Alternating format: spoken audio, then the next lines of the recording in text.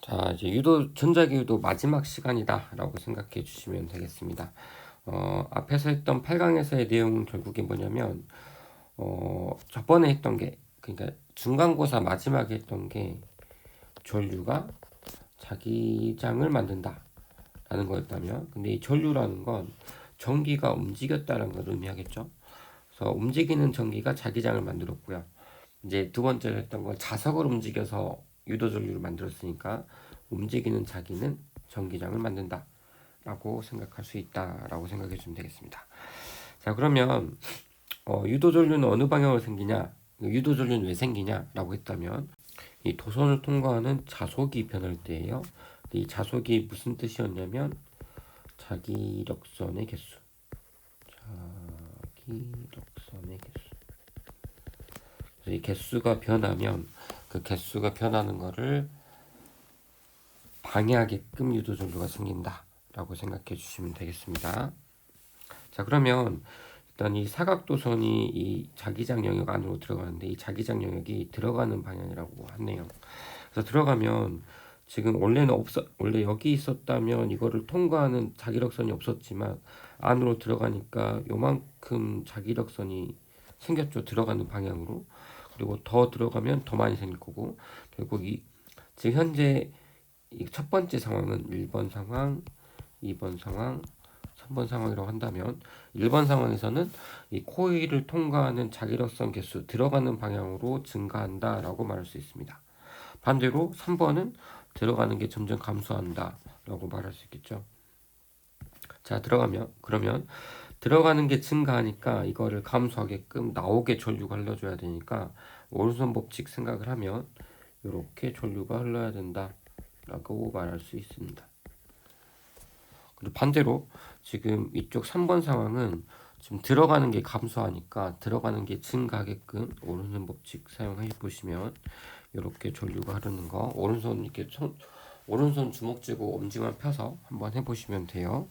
근데 지금 2번 상황은 여기서 조금 움직여도 어차피 꽉 차 있고요. 오른쪽으로 가더라도 꽉 차 있는 상태가 계속 유지되기 때문에 이때는 유도 전류가 생기지 않는다. 그러니까 항상 생각해 줘야 될 게 뭐냐면, 저거를 통과하는 자기력선 개수가 많아서 유도 전류가 생기는 게 아니고요. 저 통과하는 개수가 변할 때, 개수가 많이 변해야 그만큼 유도전류도 많이 생긴다 라고 생각해 주시면 됩니다. 이걸 여러분이 언제 실험적으로 했냐면, 자석을 가만히 그 코일 안에 넣어 놓으면 그때 통과하는 개수는 되게 많을 거예요. 자석이 극에서 제일 많이 자기력선이 많으니까, 멀리 떨어뜨려 놓은 것보다. 근데 가만히 놔두면 절대 유도전류 안 생기고요.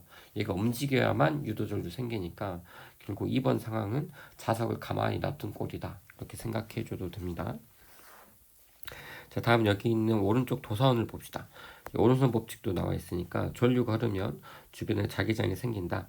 지금 전류를 기준으로 봤을 때 전류가 윗방향 플러스 y 방향 흐르니까 그때 그 플러스 x 쪽 영역, 그러니까 지금 오른쪽 영역은 들어가는 방향으로 자기장이 생기고요. 얘가 지금 자기장이에요.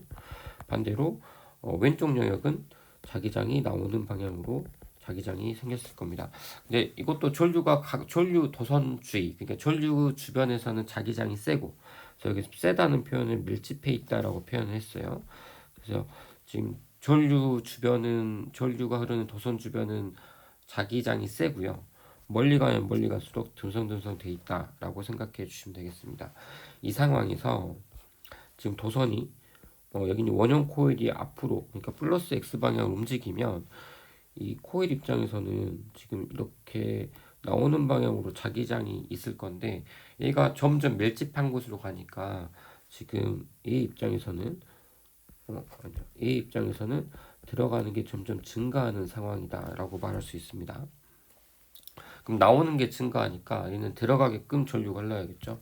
그래서 이렇게 전류가 흐른다, 시계 방향으로, 이렇게 말할 수 있고요. 반대로 지금 이거 봅시다.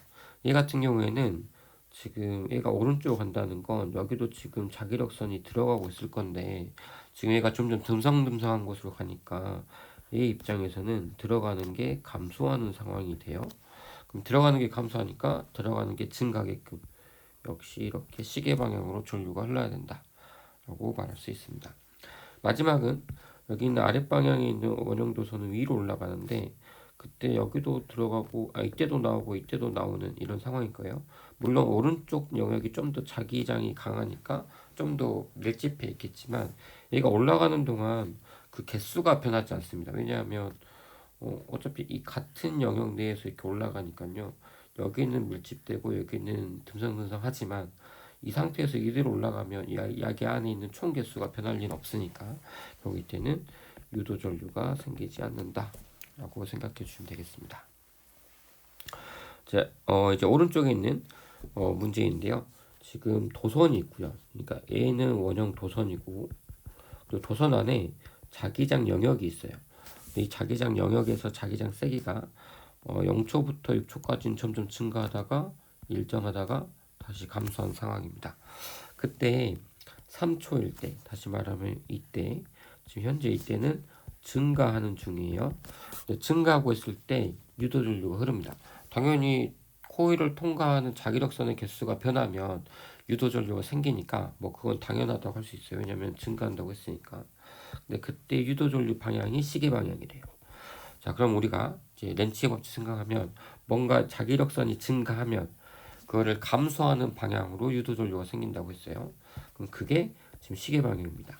그러면 시계 방향으로 지금 전류가 흐른다는 건 얘가 만드는 자기력선 방향은 들어가는 방향이거든요. 그러니까 증가하는 거를 감소시키려고 들어가게 했다는 건 결국 여기서의 자기장 영역은 나오는 거라는 거죠. 나오는 게 증가하니까 들어가게끔 전류가 흘렀다라고 말할 수 있겠습니다. 그래서 1번 영역에서 자기장 영역은 나오는 방향이다라고 생각하시면 되고 9초일 때 유도전류 이때는 반대로 지금 나오는 게 감소하고 있으니까 이 나오는 게 증가하게끔 이렇게 유도전류가 생기면 되고요. 그렇게 생각하면 반시계 방향이다 이렇게 말할 수 있겠습니다. 결국 반시계 방향이라는 건 이렇게 전류가 흐른다라고 말하는 거겠죠. 유도전류 방향과 세기 한번 얘기해 보도록 하겠습니다. 지금 현재 삼각형 도선이 안으로 들어가고 있어요. 그럼 점점 지금 이 균일한 자기장 영역은 들어가는 방향이니까 지금 1번 상황도 지금 점점 들어가는 게 많아지고 있는 중입니다. 그래서 들어가는 게 많아지니까 나오게끔 유도전류 생겨야겠죠. 그래서 오른손 법칙 생각하면 이렇게 유도전류가 생긴다라고 생각할 수 있습니다. 전류 방향은 반시계. 2번 상황도 현재 얘가 계속 안으로 들어오는 중이니까 지금 요만큼 있는 상태에서 좀 시간이 지나면 이만큼, 그 다음 이만큼 점점 증가하겠죠. 증가하니까 얘도 감소하게끔 유도전류가 생겨야겠고요. 결국 똑같은 방향. 그래서 얘도 반시계다. 이렇게 생각할 수 있습니다. 3번 상황. 3번도 지금 맨 많은 지역을 넘어가긴 했지만 어차피 계속 증가하는 중이에요. 삼각형 전체를 생각하면.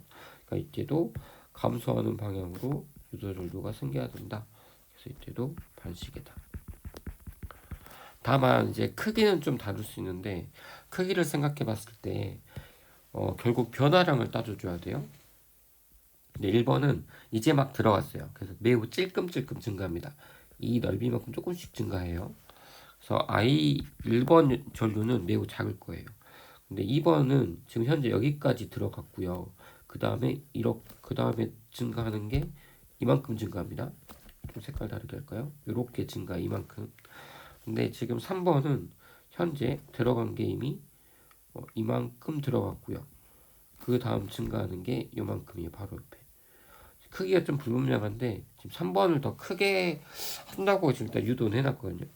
그러니까 3번이 더 크게 증가하고 2번이 그 다음 1번이 가장 조금 증가하니까 결국 증가하는 만큼 유도전류가 반대로 흐르기 때문에 결국 전류의 세기를 부등호로 비교한다면 결국 1번과 2번과 3번을 보면 3번이 제일 세다 이런 관계다라는 것도 한번 확인해 볼 수 있습니다.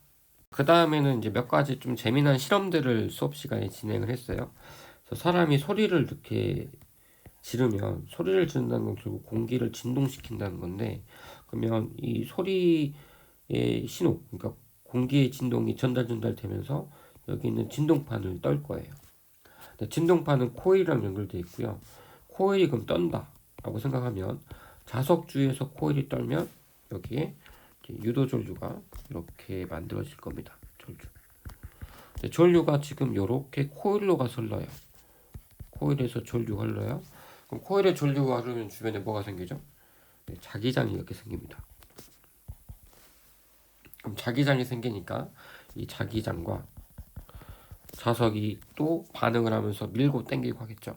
그럼 결국 그것 때문에 코일과 연결된 진동판이 떨게 됩니다. 그런 식으로 하면서 우리가 마이크에 소리를 지르면 스피커에서 소리가 나는 이유가 그런 원리다 라고 생각해 주시면 되겠습니다. 자, 이제 소리가 아닌 신호로 스피커에 소리 나게 하기 혹은 무선 통신의 원리 이런 것도 한번 해본 적 있습니다. 소리가 아닌 신호를 했던 것 중에 결국 여기에다 소리 나게 하려면 결국 여기에 전기 신호만 보내주면 되거든요. 그럼 전기 신호를 만드는 건 꼭 마이크로 소리 지르는 거 아니어도 되잖아요. 그래서 수업 시간 했던 건 여기 태양광 패널 놔두고 여기 태양광 패널에다가 빛 비쳤을 때 그것 때문에 이제 전기가 만들어서 이렇게 진동하는 것도 한번 수업 시간에 봤었고요. 이제 선을 끊어놓고도 한번 했었습니다. 일단 유선일 때는 여기서 이제 노래를 틀면 노래가 이제 전기 신호로 이렇게 전달이 될 거고요. 근데 그럼 전류가 흐르면 전류가 만드는 자기장 때문에 자석과 밀고 당기고 하면서 결국 진동판이 진동. 그럼 그게 결국에는 소리가 된다. 소리가 된다는 건데 이걸 끊어도 될까라는 거였고요. 수업 시간에는 어떻게 이거를 해결해 봤냐면 전류가 흐르니까 여기 이렇게 코일을 만들어 놓으면 이 전류가 이 코일을 이렇게 따라서 이렇게 전류가 흐르겠죠. 근데 전류가 흐르면 주변에 뭐가 생겨요? 이렇게 자기장이 생긴다. 자기는 이제 왔다 갔다 생기겠죠. 전류가 일정한 전류가 아니니까. 그래서 자기장 색깔이 안 보이네. 이렇게 자기장이 생긴다. 자기장.